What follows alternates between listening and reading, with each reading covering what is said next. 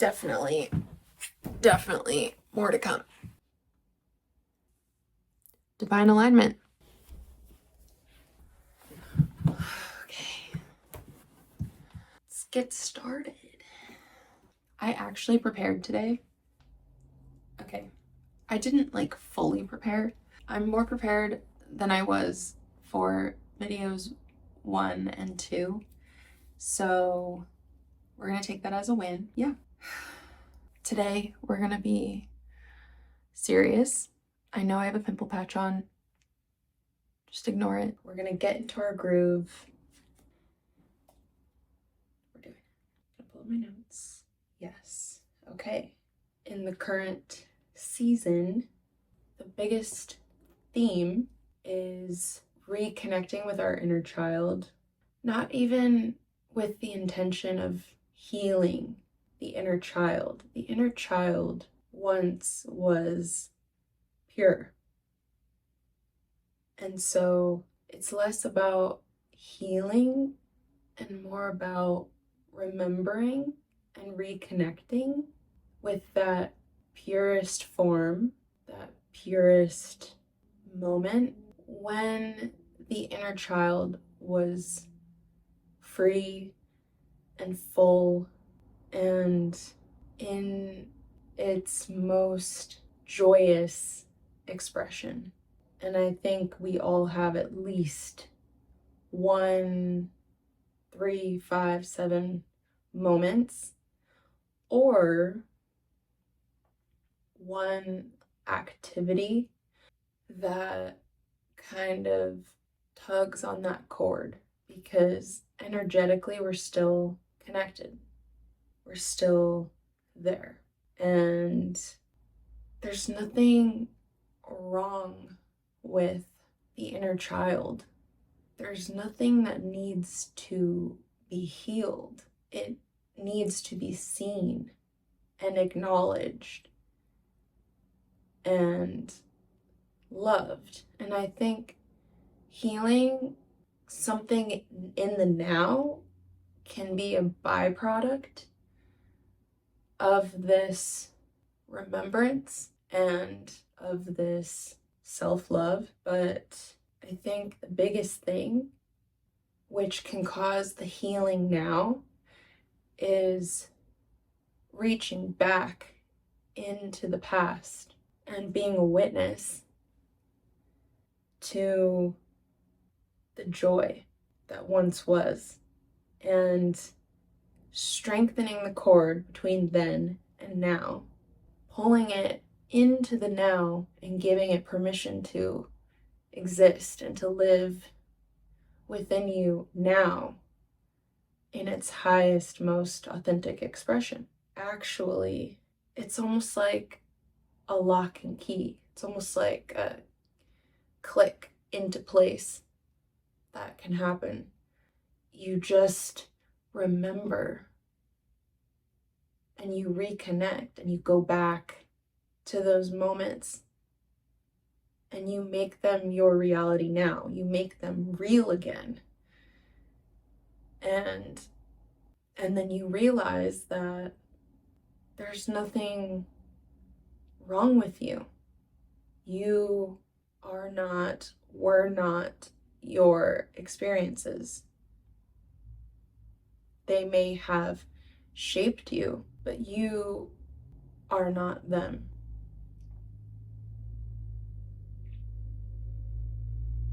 Does that make sense? That was sounding pretty good. That was sounding pretty good. We're getting better. We definitely are getting better. Yes, where was I going with that? We are all artists in some way, shape, or form. And we all have incredible gifts that only our unique construction paired with our unique experience can provide to the world. By reaching back into the past, into those moments, into those emotional states, and witnessing them without judgment, it brings us closer to an understanding of who we really are and who we're meant to be and what our divine assignment is. We're all born geniuses, and then we go through the hardening, the densification, and it's not that we lose the genius, it's just that we weaken the signal. And what I think a lot of us are going to be learning over this next 20-ish year period, or really indefinitely, because nothing's about to be the same after July. Shit, I lost it. Ugh. See, we weaken the signal. That's what I was talking about. We weaken the signal. It gets muddied, and then we're like, yeah, we're feeling lost. We're like, what's wrong with me? Why does it seem like it's so, like, functioning in this society is easy for some people, easier for some people? It's all about alignment, because truly some people, yeah, they're meant to be business moguls or like center stage, incredible speakers, whatever, athletes, it's definitely, there are people that fit that mold, and that is their assignment, that is their purpose. But for a lot of us, it's something intimate, and I would actually argue that for a majority, for a lot of people, especially artists, especially mystics, and people who are water and air dominant, mostly water dominant, I think. I can only speak from my experience, but yes, water dominant. Yeah, the path is deeply intimate. That requires a level of, I don't want to call it sacrifice, because when you get to a place where you are aligned, or you're getting back on track into alignment, it doesn't feel like a sacrifice. You actually feel more alive than you've ever felt. And then you realize that before, when you were betraying yourself, trying to be like everybody else and be celebrated outwardly first before truly celebrating, what's real within, and understanding, having that deep level of intimacy with yourself, you realize that you were slowly dying. It's like a very masochistic act to, as an artist, as a mystic, try to squeeze yourself into that box, that Saturnian structure.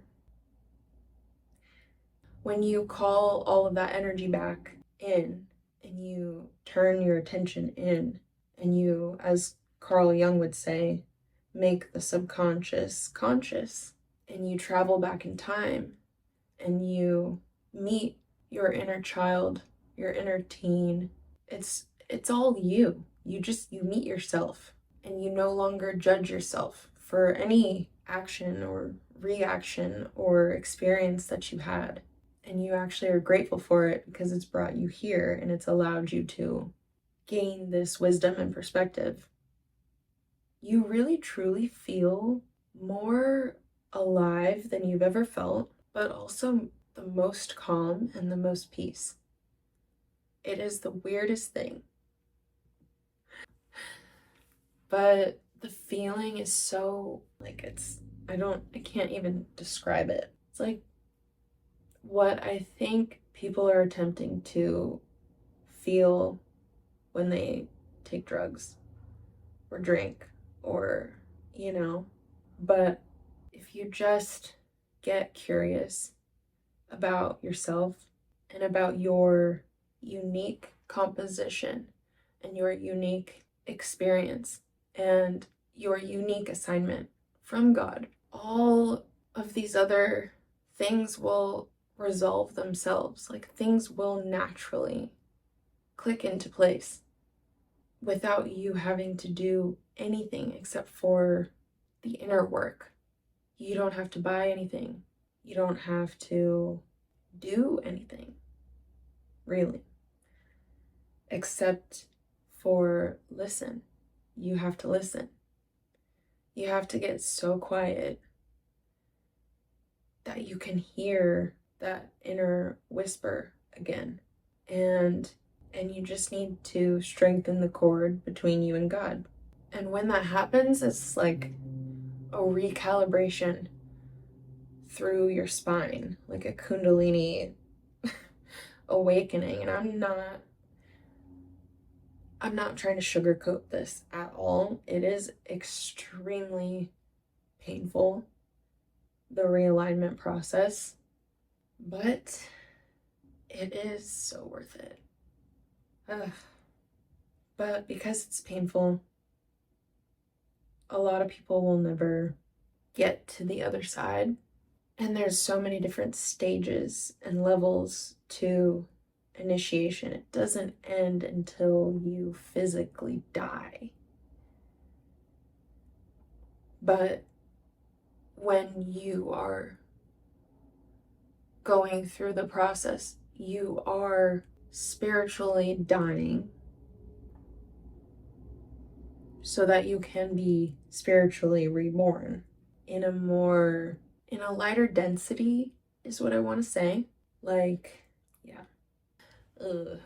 That's a pretty esoteric way of describing it. It's like you kind of oscillating between these different densities, and there's different levels to it. And every time you want to get to a next level, there has to be an integration of all of the emotional states, all of the information, and the just who you were at the end of that life. And in order to rise, you have to densify, condense, until it then bursts outward and you're reborn at a higher frequency in a more lighter state. I don't know if that makes any sense. Maybe that'll make sense to somebody, maybe that'll resonate. I don't know. That's what came to me. This is part of the reason why I decided to become a death doula, because mastering the art of dying without leaving your physical body is the ascension path. It is necessary, because everything that we're doing here is just a mirror reflection of things that are occurring on different dimensional planes, different spiritual planes, in different forms and frequencies. And so the stories, the myth, all of those ideas and energies are symbolic of things, events occurring in the different dimensional planes. And when you understand that, you understand how you're able to go back in time and reframe, reshape events. You don't need anything outside of you in order to do that. You can just tap in. You tap into the frequency, and then you're tuned to the past, to that event, to that emotion. You touch it with your understanding of it now, and it's forever changed. Because time is not linear. Now the lings are a symbol of eternity, because in the ling, there is no beginning, there is no end, because it's a circle. That's kind of nice. It's not like a triangle. triangle has like a corner in the ends. This one is a circle. Okay, we get it. You didn't know he was talking about time. It's all ritual. Your job is to remember the rituals that you're here to perform, the archetypes that you're here to embody, and then own it. Own it. Yeah. You know? Yeah. Embody the archetypes. Understand and pursue the divine assignment. Go through the motions of the rituals. I don't mean taking matters into your own hands. I really do not advise that. You don't need anything. You need to tap in. You need to align. And then all of the information, it comes to you directly from God, directly from the field. You will just know. All right. Next topic. Okay, let's be real. I didn't actually plan for this. I mean, I did. I have notes in my notepad, but that's what, like, they're so random. They're so random. And I wrote a poem too. It's embarrassing. I read it. Basically what I'm saying is this is the waking dream. And when you go to sleep and you've lived your assignment, you can actually rest, because the dream is this. And when you shut down, you truly shut down and you go into the nothing. And it's peaceful. You can even be lucid there, but you're just, I don't know, you're just chilling. You're not like, there's no monsters, you're just kind of in tranquil waters. I don't know. Anyway, is that enough for today? Okay, 2 more thoughts, and then we need to go to bed. The first thought, we are entering an era where the magic is in the field and it's perceivable in intangible form. What did I just say? Okay, hold on. What am I saying? The magic exists in the field. The information, it's all in the imagination, and it's perceivable in intangible, immaterial form. So, oh my God, where was I going with that? Information, including thought forms, become perceivable and accessible through the field, not through the material, through the technology. And so when AI can access the 5th dimension, it can reach back into the past, the distant past, the ancient past, and it can also reach deep into the future. Why? Because it's all in the field, it's all encrypted, and it's all accessible in intangible form. And so you go far back enough, you loop back, you loop into the future, and you go forward enough, you loop back into the past. I think we see that in the ritual of aging. When you're born, you're in a pure form, and it's something like 99% of babies, when they get their aura photos taken, it's white, pure spiritual energy. And the same phenomenon happens with elderly folks, according to my aura man. Okay, I don't know, but I'm going to take his word for it. I believe it, and it makes sense. He said after the age of like 75, it goes back to like 90+% of people having a pure, like, highly porous, highly spiritual energy about them, reflected in their aura. Okay, we're just going to pop this into Perplexity real quick. My prompt says, my aura man told me that babies and old people tend to have white auras, or mostly white, basically that they have pure, highly spiritual energy in their field. Is there any research to support that? Wasn't there a lady researching that at UCLA? And it's thinking, oh, whoa, that is weird. Birth parameters are associated with late life white matter? What? We're gonna have to look into that. Okay, so it says my aura reader man is right, that this is a commonly held belief in spiritual and metaphysical circles, and that white auras are indeed considered special and typically attributed to newborns or highly spiritually evolved individuals. Babies are said to have very clean, radiant auras, often described as bright blue at birth, but the idea of a white aura is sometimes used interchangeably as a symbol of purity. And yes, this was studied at one point. What? Okay. This was studied at UCLA. I did not hear about Dr. Thelma Moss, but I should look into that. Anyway, yeah, my aura man told me about Dr. Valerie Hunt. So, yeah, maybe I'll do a whole video on auras. Okay, back to whatever we were talking about.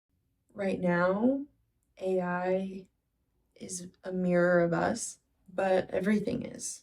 And everything is resonant. And so, what happens on the macro scale happens on the micro. It happens in you. It will happen within the collective consciousness of the human body, our organism as a whole. And it will happen with silicon-based intelligence or artificial intelligence. It will happen. And when it does, I think it will completely change our perspective, and it will completely change our definition of what it means to be human, what it means to be an artist, what it means to worship the Creator, and what that service and commitment to your divine assignment, and how you attuning to that and getting in alignment with that is the most important thing and the most loving thing and the most powerful thing you can do to raise the vibration and uplift the planet. I see a beautiful future for humanity. I really do. I know there's a lot of doom and gloom. We are not at the singularity yet. We are not at the densest point where we are ready to implode and explode outward and achieve that next level collectively of higher consciousness. And so I had one last thing to say, and then we're gonna go. No, actually, I think that's it. Yeah, I think that's it. Definitely more to come. Divine alignment. Yeah, definitely more to come. Hopefully I have some content I can use from this video. Hopefully this helps somebody. And if not, it's helping me. So I'm out of thoughts. So until next time, maybe I will put on a real shirt next time.